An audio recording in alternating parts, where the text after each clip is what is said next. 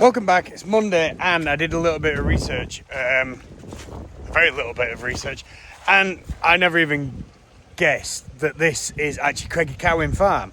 And I will put there's a photo there of what this farmhouse used to look like, and there's a photo just here of the back of the barn, and you can see the big door in and obviously the race for the donkey and stuff. So yeah, Creg Y Cowin farm. Those photos were taken early 1900s, and as you see, the roof is already off the house, so it wasn't what I thought of being into the 50s. This has been abandoned for quite some time. I'm now heading on to that area. What's a really good job is there's loads of people around me to support me in this endeavour of my hunger. And yeah, oh yeah, sorry, I forgot. I'm on my own up here. First wildlife scrape almost dug. That end's about right. That end still needs to be more. Just a small pile of soil to level. So just kind of finished the first of the wildlife ponds. Obviously that looks pretty minging down there, but that'll drain out. There is the idea that they're going to put a leaky dam in here, so that will flood more water back, because obviously at the moment there's still a drop there, so that'll get rid of that drop. Yeah, so I think we're all right on there. So I'm going to head on to the next area, because I've got about another 60, 70 yards to go, 75 yards I think it is. So better crack on with that. But really impressed with how that's looking. That's come out really nice. I would like to have graded it further this way, but it was just getting to be so much soil to be moved to try and get this, because obviously the original bank was there, so I've took out about 1.5 meters of earth there to bring it back. So yeah, I've sent them a message, seeing how they think of it, and I'm going to crack on through this course. So this is how close we are to a major snow event on the Isle of Man. So it is Tuesday, and I'm just on my way over to Ingebrigtsen. I don't know if I'm going to be able to get in. The ford might be too high, but this is fairly significant snow coming up over the top. It's just on the tops, and obviously if that rain that we had down at valley level was snow, yeah, that could have been interesting.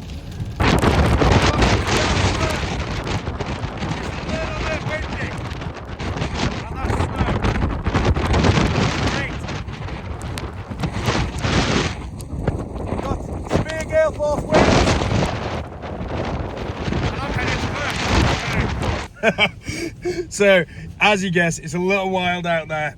And yes, I am heading to work. Will I be able to get across the ford? I don't know. We're going to have a look at it in a moment. But you can see with the weather here how close we were to a major snow event. And if it had just been a couple of degrees cooler, this would have been snow down at valley level. Even up here, this is still sleet. There's a lot more rain in that than there is snow. But I've got the heating back on in here, and I'm going to head up and see if I can get across this ford. There's a fair bit more water going over it, but not as much as I thought. I don't think I'm going to have any problems, but if I do, I'm going to have a video of it, because I'm going to put the camera up. So, yeah, I don't know where I'm going to put the camera up. I'll sort somewhere.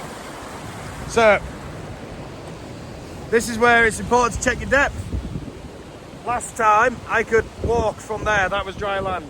So we're at least 4 inches deeper, 5 inches deeper, and with more of a flow as well.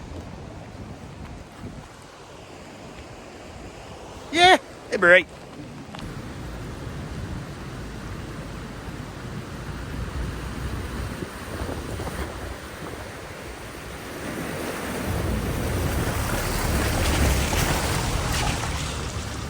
Well, that went all right, didn't it? Okay, onwards. You wouldn't believe it's the same day as literally just at the top of them hills. We must be massively sheltered down here. It's cold, but there's not that much water in the river. Considering every road was awash on the way up. And yeah, a little windy, but not that windy, is it? I do have lots of layers of clothes on, and I am just about to get the digger started so it can warm up, and then I'll get in it. Pond's looking good. So, working away here on the second of the wildlife pools, and they've asked, you can just see the first one down there in the distance, they've asked to try and make it the next one twice as wide. So I can't actually reach in to make it that deep from up here, so I've had to make myself a little bench at the bottom. I'm going to dig out the bottom and then come and clear this land in front of us back up this way to try and make it twice as wide as that one. Obviously when they put the leaky dam in on there, that'll flood more water back. I'm going back to just the end of the mud there, and hopefully I can get the digger back out afterwards. But yeah, so that's progress. Yeah, sloppy, muddy, messy work is this, and it's not very fast neither. Another day, another snowy top on the mountain, and this time there is actually snow here. And I've got less hair, so it's very cold. It's a little windy as well, so I'm going to head that way. But the mountain road's shut. I'm not on the mountain. Do not worry, I'm not breaking any rules. This road is still open. I'm off down that way. Morning, and Friday has come, and this is the last day really that I'm up here with the digger. I've got 2 dug. This is just the start of the 3rd one, which I did start on Tuesday, but I've just got that to kind of like finish off, and then we've got 1 more pond to dig up there.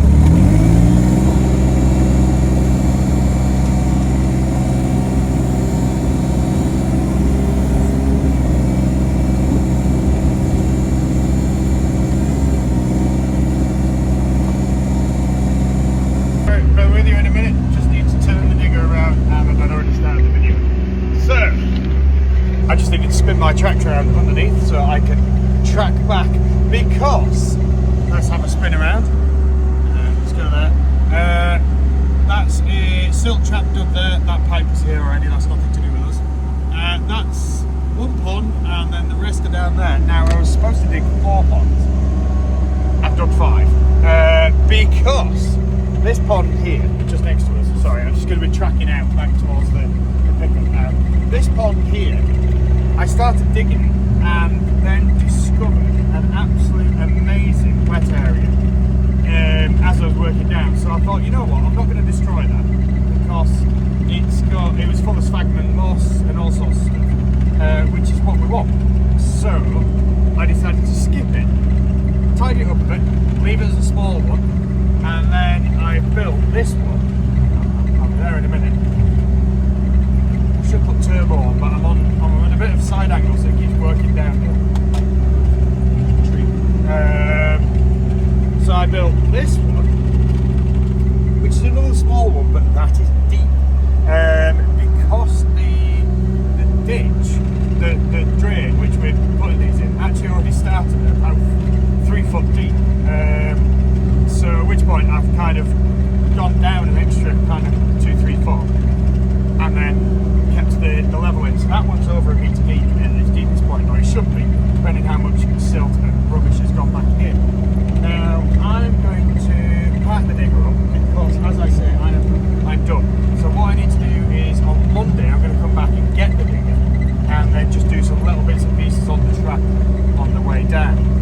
Nothing major, because it's going to take me a long time to track this out, because it's a long way. So I'm going to get this out Monday, get it picked up, and then this can all recover. So I'll have a walk with you in a second. I haven't got too long, so I need to head home, but I'll just pack up and then I'll see you again. Right, okay, so digger is packed up. I can now actually walk around without all that noise in the background. Here is the biggest of the ponds. This is the second one upstream. That's the first one down there. That was the first one I built, which the feedback was it was a little bit small. Now, it's not going to be very easy because of how I've had to build these, because these are deeper than I can reach. It wouldn't be very easy to make that deeper. There is still a leaky dam to be put in using some larch extracted out of there. I'm not doing that, the woodland rangers are doing that. So that will make that deeper. Obviously the same dam is to be put in on here, which will make this even deeper and bigger. because obviously the deeper it goes, the further up this bank it is going to get. The idea with these is they are to try and encourage species like dragonfly and damselfly and such like that back into these upland rainforest areas. You're looking very quizzically now at me, aren't you? A rainforest, yes. That is what these areas are going to be with all the trees.